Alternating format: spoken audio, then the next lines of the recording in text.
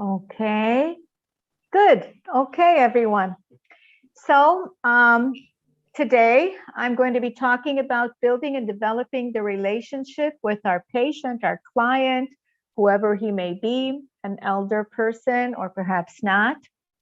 And again, the framework is as before. I'm going to speak for about half hour, 40 minutes perhaps. We'll have a pause, an intermission. I invite you to participate.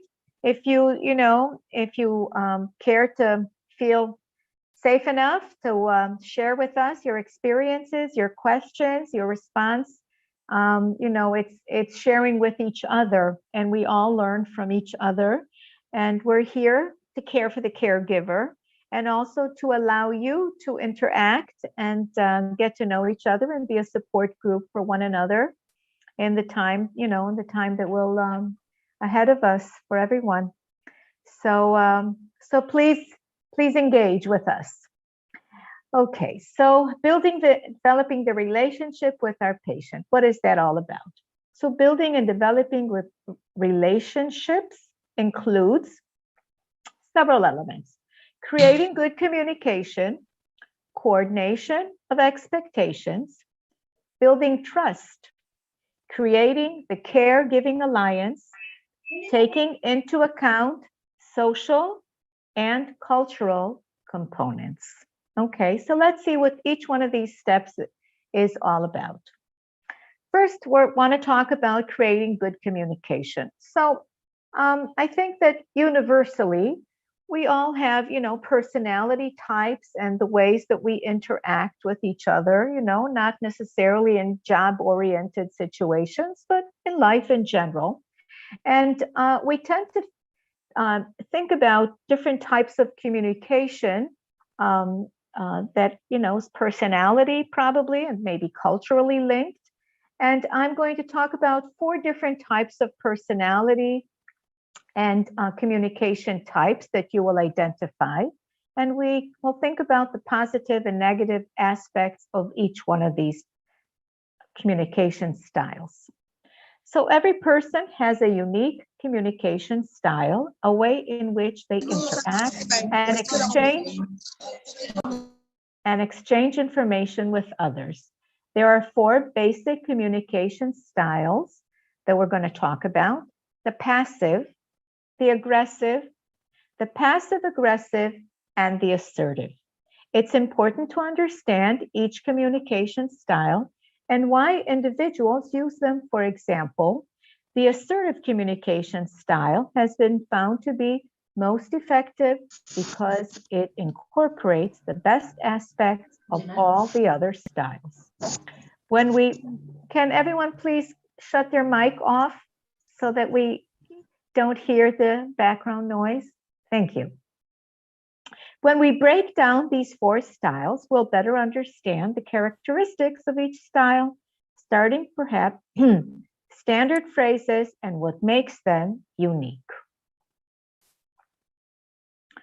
Firstly, let's talk about the passive communication style. Passive communicators often display a lack of eye contact, poor body posture, and an inability to say no. Passive communicators also act in a way that states, "People never consider my feelings." And passive communicators are also easy to get along with as they follow orders and go with the flow. So I just want to say something. We spoke about different cultural attitudes and the way people behave and so on.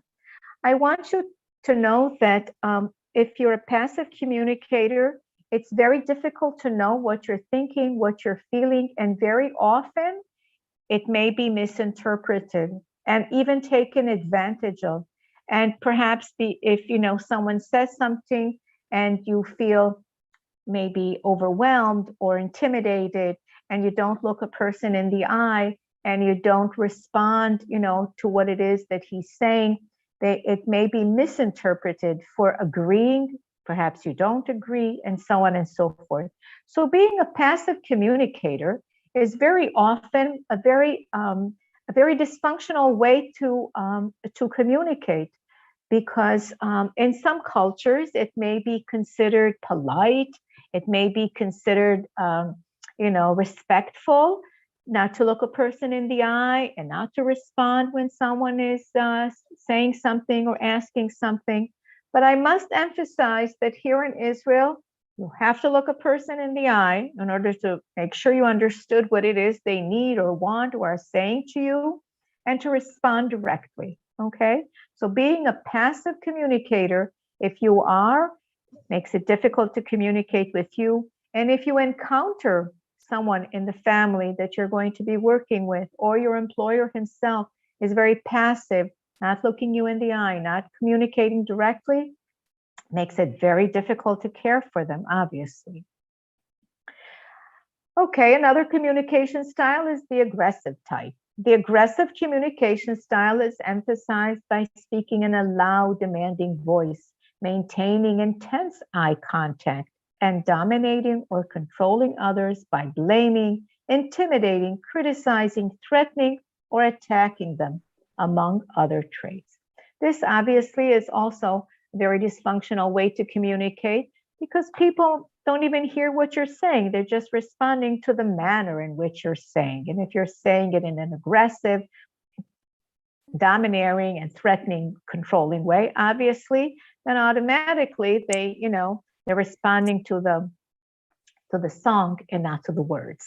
So this is not a very good way to communicate. And if you encounter this kind of communication, then again, it is very difficult to deal with. The passive-aggressive communicator. Passive-aggressive communication style users appear passive on the surface, but within, he or she may feel powerless or stuck, building up a resentment that leads to seething or acting out in subtle, indirect, or secret ways. Most passive-aggressive communicators will mutter to themselves rather than confront a person or an issue. They have difficulty acknowledging their anger, use facial expressions that don't correlate with how they feel, and even deny there is a problem. So passive-aggressive communicators are actually sending off double messages. And, they're saying one thing with words and perhaps another with their body language.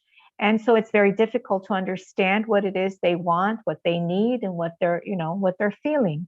This is also a very difficult way and a, totally inappropriate way to communicate, but we will encounter sometimes people that communicate in this way.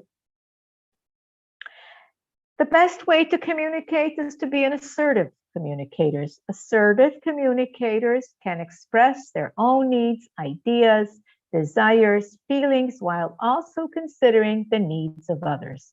One of the keys to assertive communication is using the I statements, such as I feel frustrated when you are late for a meeting, or I don't like having to explain this over and over again.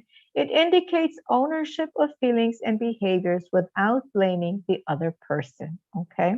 So being an assertive communicator is the direct way and the most effective way to communicate. So let's summarize what we can say about these 4 types of communication styles. Passive communicators are emotionally dishonest, indirect, inhibited, self-denying, blaming, apologetic, okay? Passive-aggressive communicators are emotionally dishonest and indirect, self-denying at first and self-enhancing at the expense of others later. Aggressive communicators are inappropriately honest, inappropriately direct, and inappropriately expressive, attacking, blaming, controlling, and self-enhancing at the expense of others. And the green one, the one that is most effective, is being assertive, appropriately honest, direct, self-enhancing and expressive, self-confident, empathetic toward the emotions of all involved.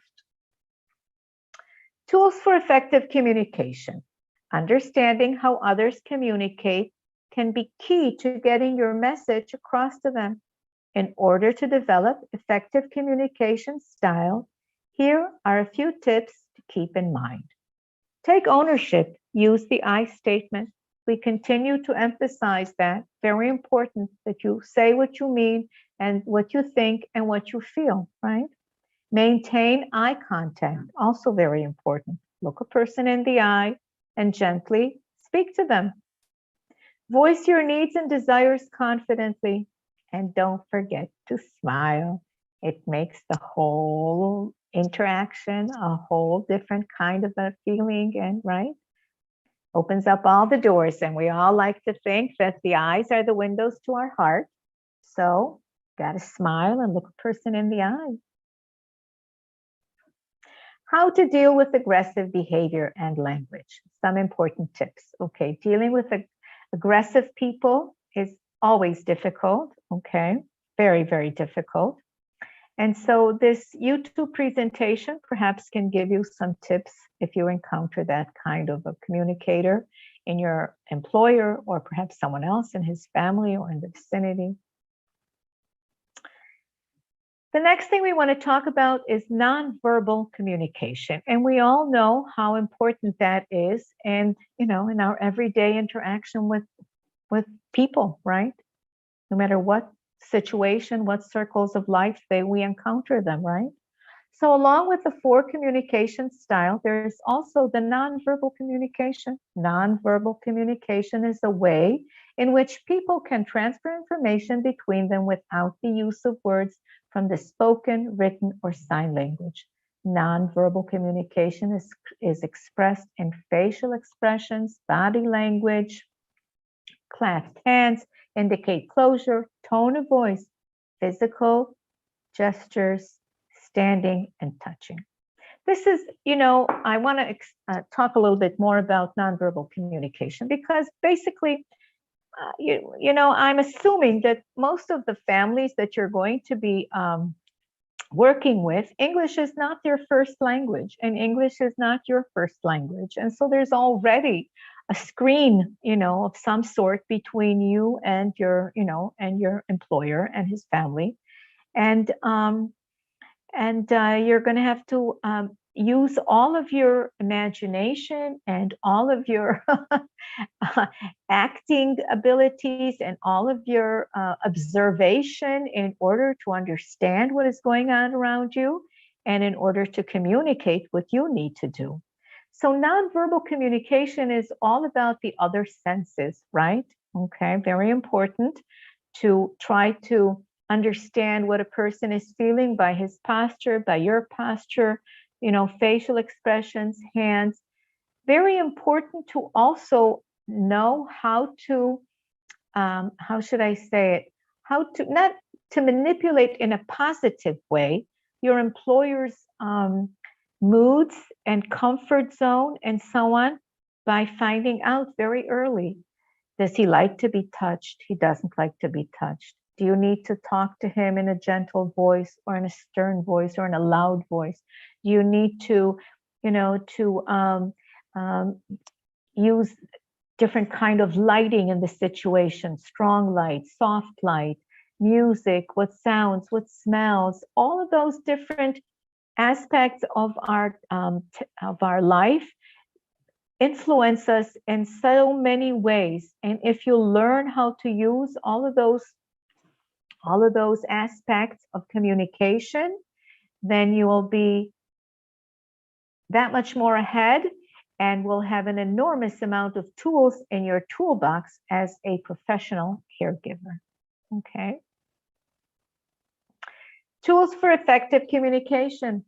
Number 1, active listening. Find out what your patient's opinions and thoughts are and emotions, and try not to make assumptions and not to make judgments. Okay, very important not to make judgments. But yes, you want your employer to tell you the stories of his life. What were his accomplishments? What were his achievements? What were his failures? Who are the important people in his life? Where are they? Are they still with them? Are they gone already? Do they live far, close? Who are his friends? Interests, everything. You want to know everything about him so that you can know how to engage him in a positive way, make his life more comfortable, more secure, right? And allow him to feel safe with you. Reflection, very important. okay, tool also in effective communication. Reflection, in order to make sure you understood what your patient meant, try to reflect that you understood what he said by saying, I understand that so-and-so, or I see that so-and-so. Ask questions, okay? Did you mean this? Did you mean that? And also try to repeat what your employer is saying using his own words. That gives a person a feeling of affirmation. Oh, there's a fly here.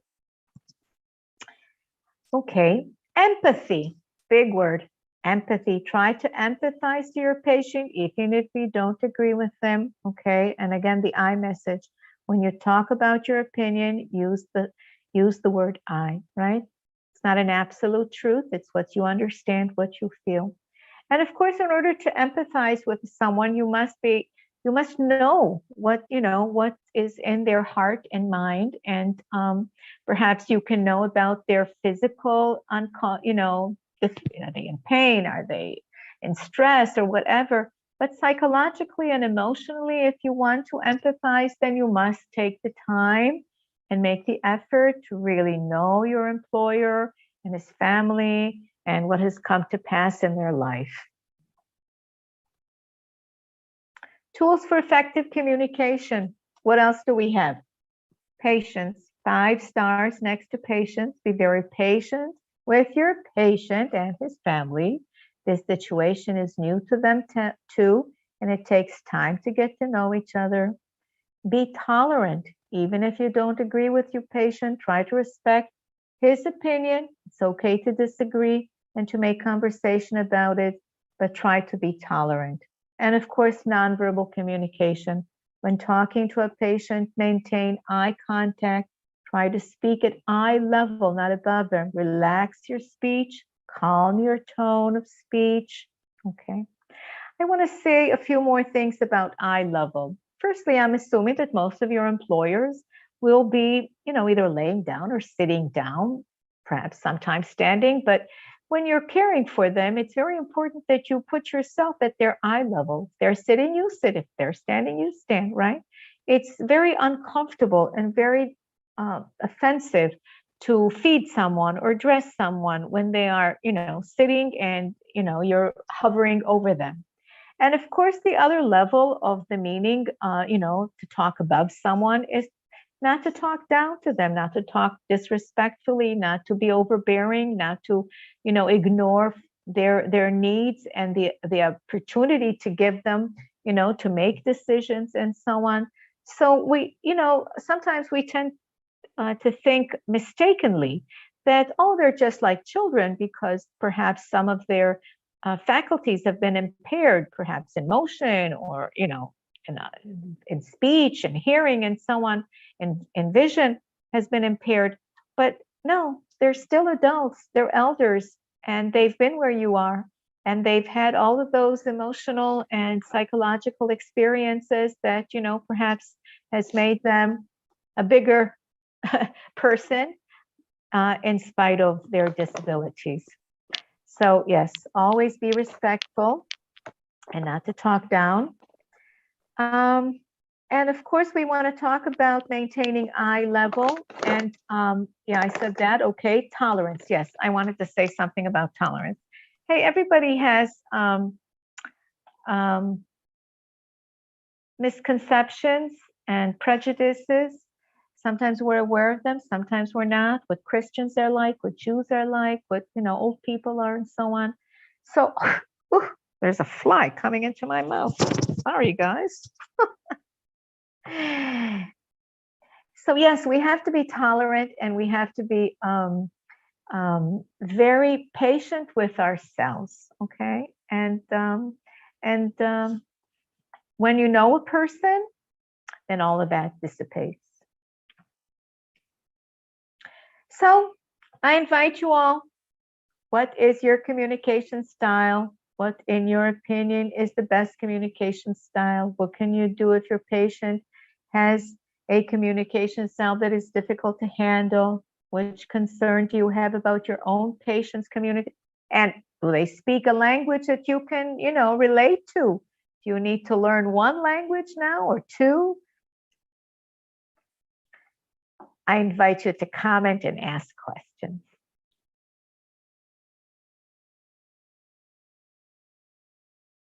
Anyone would like to share a story about caring for someone that communication was difficult or was challenging in some way?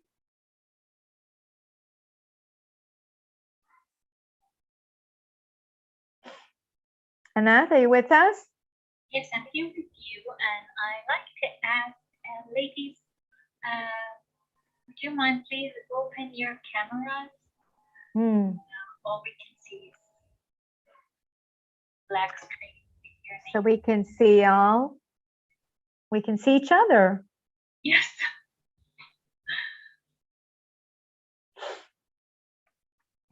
You don't have to be anonymous. Okay.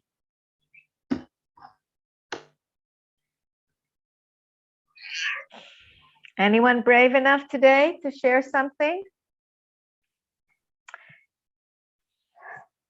Okay, here are a few tips on communicating with the elderly that you can find on this YouTube presentation, and you can open at your, at your own time. And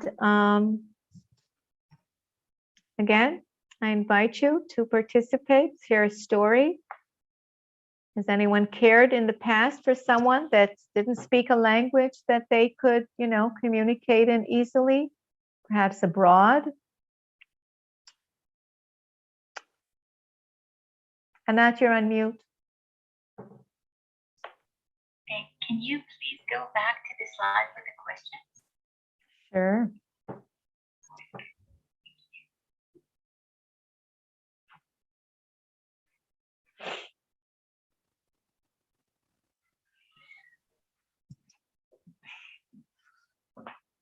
Ladies, are you worried about some kind of communication style that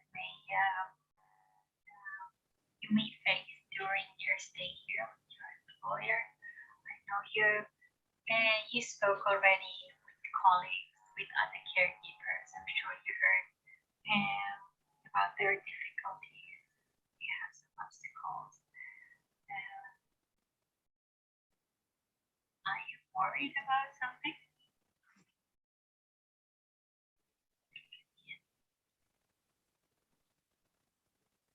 Great.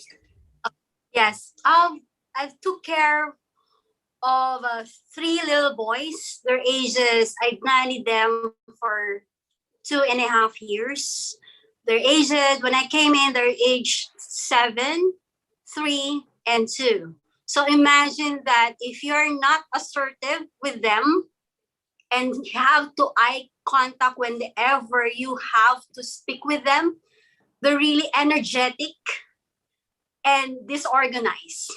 So my style with them is usually an assertive one, because if you didn't give them a proper instruction, the tendency is a 7-year-old kid would like to have a thinking of, he doesn't want to go with his brothers because he thinks that he's really the matured one. So when I talk to him that, hey, we have to go in pack or in group, because definitely my thought, I cannot handle you, the 3 of you, because if you are going out with this group, I might, my thinking would gonna be on the other side, and I'm handling the 3 and 2, which is really the most difficult ones because they're really naughty. So when giving directions to them, it should be really precise, concise, and you should know that they have already understood what you are saying. Otherwise, they won't listen to you because definitely they have their own mind. So whenever we go outside of the house, we do have this kind of conversation and discuss to them what will gonna happen and what's gonna be the activity for the day or for the hour. Because there are some times that the other one was going to school and the two were going to be left to me and behind. And there are certain hours that the other one is going to go to the gym for, for a lesson, for a swimming lesson. And the other one is in the school. And then there's another time for me to go to another one. So that's the thing that I'm telling to the advanced schedule for the day. So we have to communicate with those kids that this is going to be what's happening.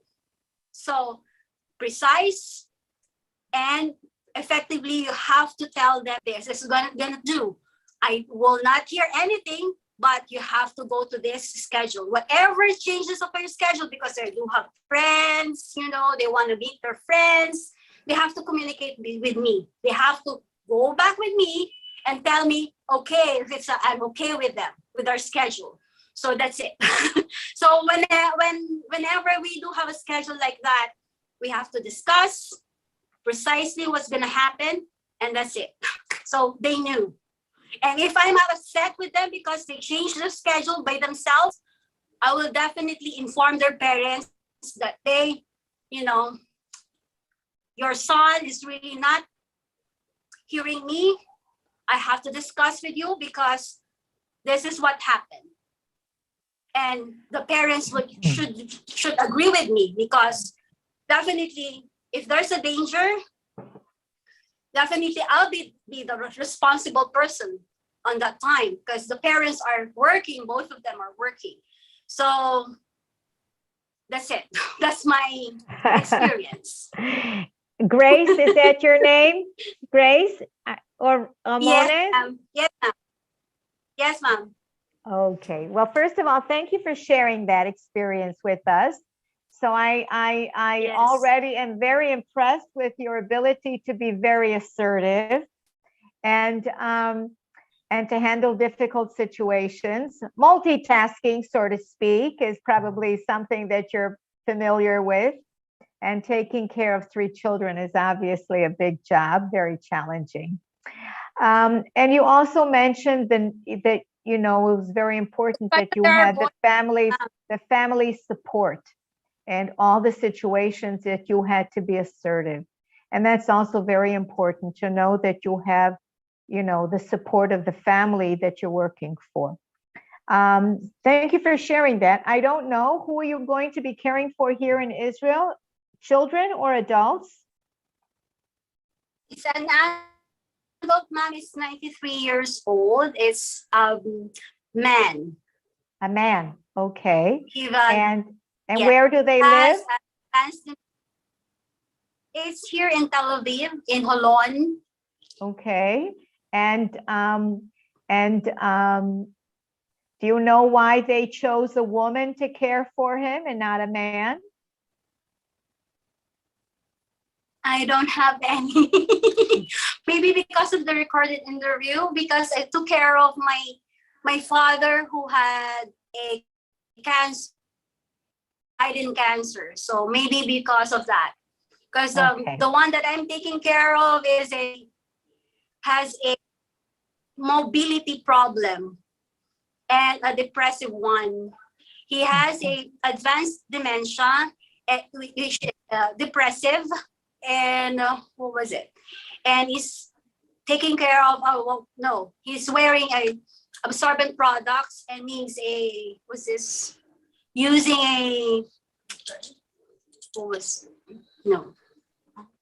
I forgot, but he's not really totally 100% on mobility.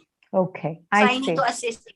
Okay, so firstly, I just want to tell you that I think we spoke a little bit about that when last Friday when I talked about gender issues, that sometimes families do ask to have a woman caring for a man because they think that they would respond more positively to that kind of interaction. And I just want you to know that in Israel, we have a very good health system, and that you are going to be part of. So if you have any needs, for any medical issues, and also very readily are available all the different appliances and, and things that you may need to use in order to care for this individual, okay? So if it's in chairs and whatever, you know, and like you said, the diaper things, and there's everything is available, and it's part of the medical system.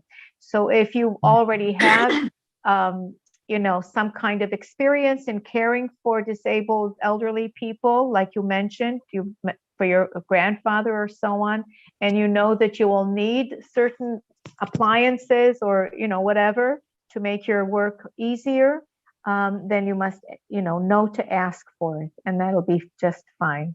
Okay, so you have a definite challenging situation coming up. And I'll just ask you, do they speak English, this family that is employing you? Yeah, based on the contract, they actually speak Hebrew, Romanian, and English. I hope so. Okay, Hebrew, Romanian, and English. Okay. So, right, that gives you kind of a clue into the cultural background of this family, probably immigrants from Romania. And if they speak English, then most likely they're, I would say, probably, you know, worldly in that respect. And so you'll be able to communicate, hopefully well enough to, you know, to do a good professional job.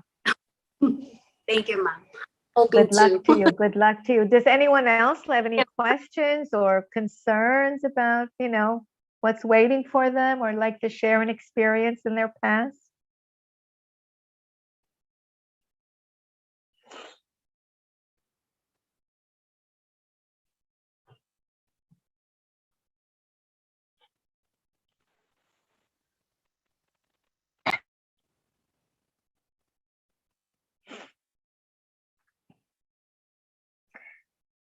Okay, guys, let's take a 5-minute break on that, and we'll come back and continue.